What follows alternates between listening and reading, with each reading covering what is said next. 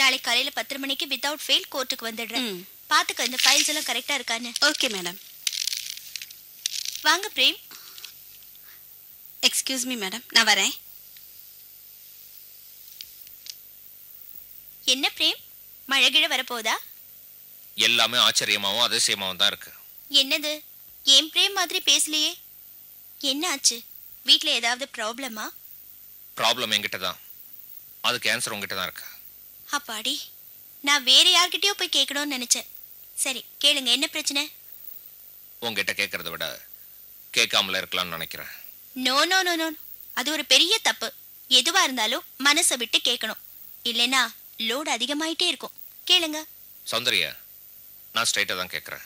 இல்ல, என்ன பார்த்து, என் முகத்தை பார்த்து கேளுங்க. முடியல சௌந்தர்யா, என்னால முடியல. என்ன கேட்க விட. சரி கேளுங்க. நான் ஒரு கேள்வியை கேட்கறேன், நீ சொல்ற பதில தான் என் வாழ்க்கை, என் மானம், என் குடும்பம் எல்லாமே அது நொறுங்குதா இல்ல வாழ போகுதான்னு தெரியும். பாயிண்ட்ஸ் இல்லாம வக்கீல் ஆர்கியூ பண்ற மாதிரி அடிக்கிட்டே போறீங்க. மெயின் பாயிண்ட்க்கு வாங்க. என்ன தவிர உன் வாழ்க்கையில ஐ மீன் கல்யாணம் சம்பந்தமா வேற யாராவது இருக்காங்களான்னு கேக்குறேன். என்ன தவிர உன் மனசுல வேற யாராவது இருக்காங்களான்னு கேக்குறேன். இந்த கேள்வி என்ன கேக்குறத விட என்ன கொன்னிருக்கலாம். கொல்றேன், பதில கேட்ட கொல்றேன். தேவையில்லை, நீங்க இந்த கேள்வி கேட்ட உடனே நான் செத்துட்டேன். கோர்ட் ஆர்குமெண்ட் மாதிரி சுத்தி வளைச்சு பேசாத, அதோட சென்டிமெண்டாவும் பேசாத.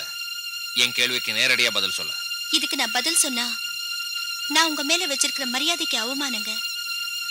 எனக்குள்ள இருக்கிற காதல், மென்மையான உணர்ச்சி, நமக்குள்ள இருக்கிறதா நான் நினைக்கிற இந்த உறவுக்கு அவமானங்க. ஏன் அவமானத்தை விட அதெல்லாம் எனக்கு பெருசு இல்ல. வேற எவனாவது இருக்கானா இல்லையா சொல்லு.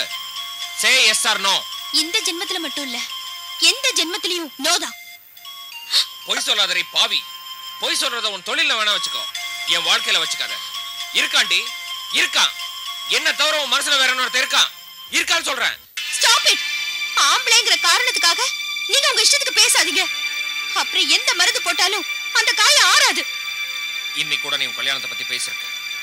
ரகசியமா கல்யாணம் பண்ணிக்கலாம் சொல்லிருக்க. That's the limit. கற்பனைக்கு ஒரு அளவு இருக்கு மிஸ்டர் பிரேம். கற்பனை இல்ல மேடம், அது என் கண்ணால பார்த்தது, அதுவும் விநாயகர் சாட்சியா பார்த்தது. அந்த மாப்பிள்ளை பேரு சுந்தர். போதுமா? போதும் போதும் போதும். இதான விஷயம்? இதுக்குதான் இவ்வளவு கோவப்பட்டீங்களா? நான் என்னவோ நினைச்சிட்டு இருந்தேன்.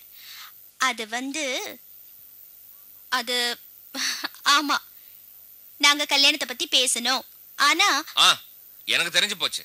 அதானே சீரும் பாம்ப நம்பு சிரிக்கும் போன நம்பாதான் ஆட்டோல சும்மாவா எழுதி வச்சிருப்பாங்க. அதுக்கு எக்ஸாம்பிள் நீதான். பிரேம், நான் சொல்றதை கேளுங்க, அவசரப்படாதீங்க. அவசரப்பட்டிருந்தா உன்னை கேட்காமல அடிச்சிருப்பேன், இல்ல கொலை பண்ணிருப்பேன். படிச்சதால நாகரிகமா உங்ககிட்ட வந்து டவுட் கிளியர் ஆன பிறகுதான் நான் இந்த முடிவுக்கு வந்தேன். இப்ப கூட சொல்றேன், நான் சும்மா தான் சுந்தர் கூட பேசுறேன். மனசார உன்னதான் விரும்புறான்னு சொல்ல பாப்போம். முடியாது, உன்னால சொல்லவே முடியாது. போதும்மா போதும். இப்போது உன் சுயரூபம் தெரிஞ்சதே, அதுக்கு நான் ஆண்டவனுக்கு நன்றி சொல்லணும். பிரேம், ஒரு ஆண் ஒரு பெண்ணை விரும்புறதுக்கு முன்னாடி நம்பிக்கை வேணும். முதல்ல நம்ம மேல நம்பிக்கை வரணும், நம்ம அன்பு மேல நம்பிக்கை வரணும். அப்பதான் வாழ்க்கை நல்லா வேர் பிடிச்சு குடும்பம் ரொம்ப நல்லா இருக்கும். நல்ல வேளை உங்களுக்கு இந்த சந்தேகம் கல்யாணத்துக்கு முன்னாடியே வந்ததே. எனக்கு என் மேல நம்பிக்கை இருக்கு. உன் நம்பிக்கையோட நீ வாழ. ஏன் சந்தேகம் தீர்ந்த சந்தோஷத்தோட நான் போறேன், நிரந்தரமா.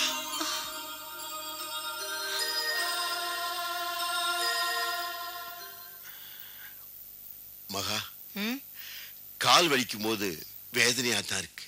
ஆனா நீ இப்படி பிடிச்சு விடும்போது சுகமா தான் இருக்கு. ஆனா என்ன ஆனா?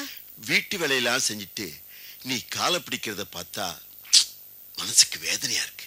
நிறுத்துங்க. நீங்க கால் வலி இல்லாம நடந்தாதான் இந்த குடும்பம் நல்லபடியா நடக்கும். அதுக்கு நீங்க தானே அஸ்திவாரம். நீ எனக்கு மாதிரி இல்ல? போதும் போதும்.